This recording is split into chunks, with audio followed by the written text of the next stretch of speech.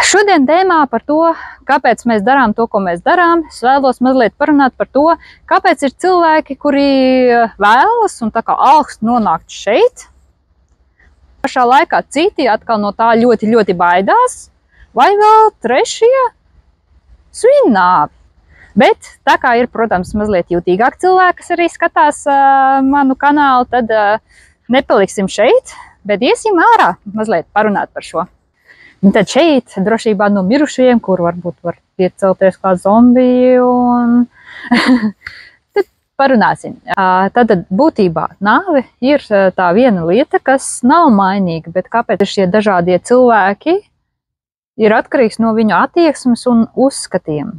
Man šajā dzīvē kaut kā ir sanācis pabūt trīs malās no šīm, ko pieminēju, tad es varu arī no savas pieredzes, ne tikai psiholoģijas pastāstīt. Tad pirmā grupiņa, ko es nosaucu, būtu cilvēki, kuri tā kā augst un vēlās nomirt.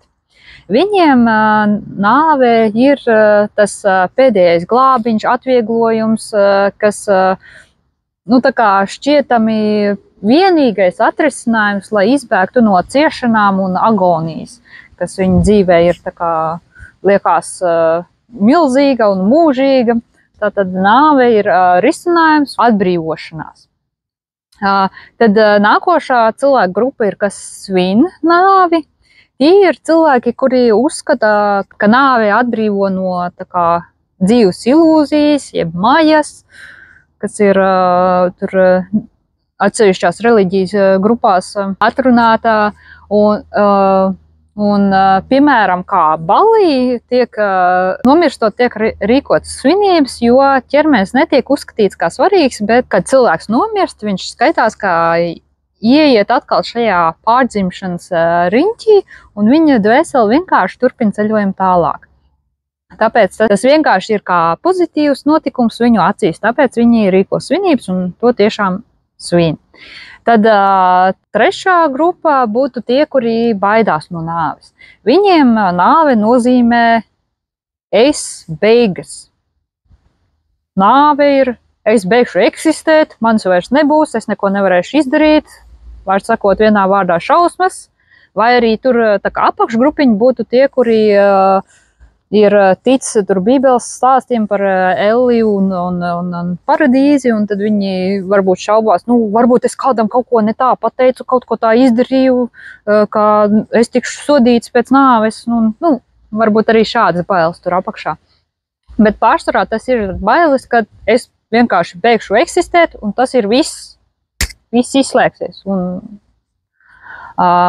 vēl ceturtā grupiņā būtu tie, kuri pēc man uzskata, tas būtu veselīgākais skatījums uz nāvi, kad viņi pieņem, ka jā, nāvi ir dabiskā dzīves sastāvdaļa, un tā kā cilvēks pilnībā neizgaist, jo kā visi dabā pārveidojās un pārtop par kaut ko citu, tā cilvēks arī vienkārši beidzās viņa tas dzīves termiņš, viņš aiziet, un tad turpinās tālākie cikli.